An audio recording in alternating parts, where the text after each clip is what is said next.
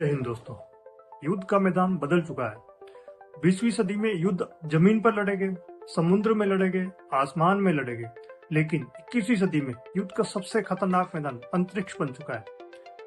आज अगर किसी देश के सैटेलाइट बंद हो जाए, वह देश अंधा, बहरा, गूंगा हो जाता है। यही स्पेस वॉर 2 है। सैटेलाइट की बात करें तो सैटेलाइट में ऐसा क्या है, सैटेलाइट क्यों जरूरी हथियार बन गया आज की डेट में। आज दुनिया में सैटेलाइट सिर्फ टीवी या जीपीएस के लिए नहीं है।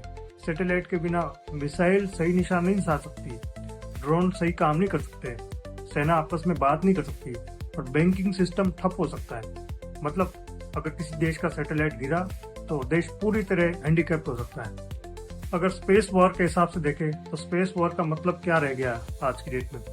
स्पेस वॉर का मतलब अंतरिक्ष में लड़ाकू विमान नहीं है, बल्कि दुश्मन के सैटेलाइट को बिल्कुल पूरी तरह नष्ट करना है, उसको जाम करना या उसको एकदम से अंधा करना।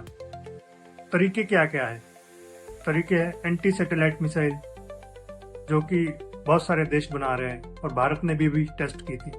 साइबर अटैक्स, सिग्नल को जाम करना, स्पेस में डेब्रिस क्रिएट करना, ये सब बिना जमीन में बम गिराए हो सकता है और किसी भी देश को हम घुटनों पे ला सकते हैं। और स्पेस वॉर की तैयारी कौन कौन से देश कर रहे हैं, कौन कौन से इस रेस में है, तो सबसे पहले नंबर आता है अमेरिका का। अमेरिका ने स्पेस फोर्स बनाई, सैकड़ों मिलिट्री सैटेलाइट भेजे और मिसाइल वार्निंग सिस्टम पूरी तरह स्पेस बेस्ड बनाया। दूसरा नंबर आता है चाइना का। एसेट मिसाइल टेस्ट किया, ऑर्बिटल सैटेलाइट भेजे और स्पेस बेस्ड सर्विलेंस बढ़ाई। तीसरा नंबर आता है रूस का। इलेक्ट्रॉनिक जामिंग की, सैटेलाइट किलर सिस्टम बनाया और स्पेस न्यूक जैसी चर्चाएं भी अभी चल रही है। चौथा नंबर आता है भारत का।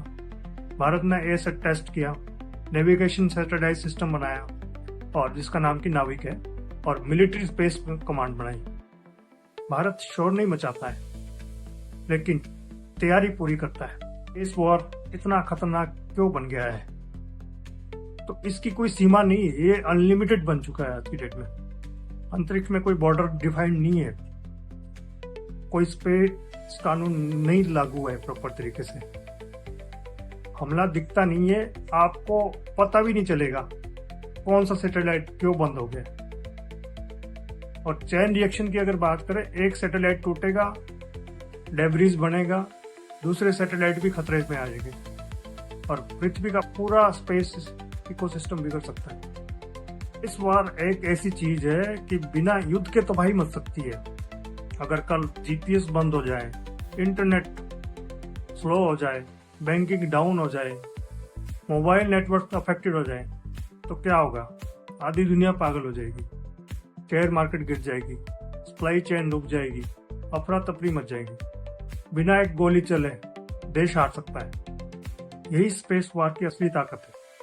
असली खतरा कहाँ है? अगर चाइना वर्सेस वर्ल्ड की बात करें, चीन स्पेस को बैटलफील्ड मानता है। ताइवान वार सिनेरियो में सबसे पहले चाइना यूएस के सैटेलाइट को टारगेट करेगा, इसलिए अमेरिका नर्वस है और जापान रीआर्मिंग कर रहा है। इंडो पैसिफिक में पूरी अलर्ट पर है। स्पेस वॉर किसी एक देश का नहीं है, ग्लोबल कॉन्फ्लिक्ट का ट्रिगर बन सकता है। अगर हम बात करें कि भारत की स्थिति मजबूत क्यों है, भारत के पास जरूरी सैटेलाइट है, खुद का नेविगेशन सिस्टम है, कॉस्ट इफेक्टिव स्पेस टेक है और डिफेंस प्लस इसरो कोऑर्डिनेशन है आपस में। भारत की नीति स्पेस वेपनाइजेशन मत करो, लेकिन अगर कोई करे तो जवाब देने की क्षमता रखो। इस बार हुई आम आदमी पे क्या असर आएगा? फोन नेविगेशन काम नहीं करेगा, ऑनलाइन पेमेंट स्लो हो जाएगी, फ्लाइट्स प्रभावित हो जाएगी, इंटरनेट अनस्टेबल हो जाएगा। तो प्रश्न ये उठता है कि स्पेस वॉर क्या रोका जा सकता है? अगर आज के सिनेरियो के हिसाब से बात करें तो स्पेस ट्रीटीज बिल्कुल कमजोर है, ट्रस्ट कम है एक दूसरे पे और कंपटीशन ज्यादा बढ़ गया है।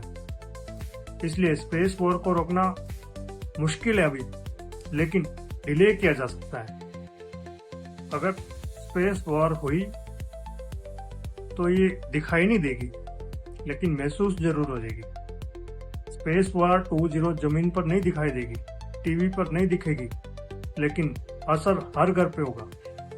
जो देश अंतरिक्ष में सुरक्षित होगा वही देश धरती पर सुरक्षित होगा। और भारत इस रेस में धीरे धीरे आगे बढ़ रहा है। भारत शोर कम, तैयारी ज्यादा करता है। यही भारत की सबसे बड़ी ताकत है। धन्यवाद। जय हिंद।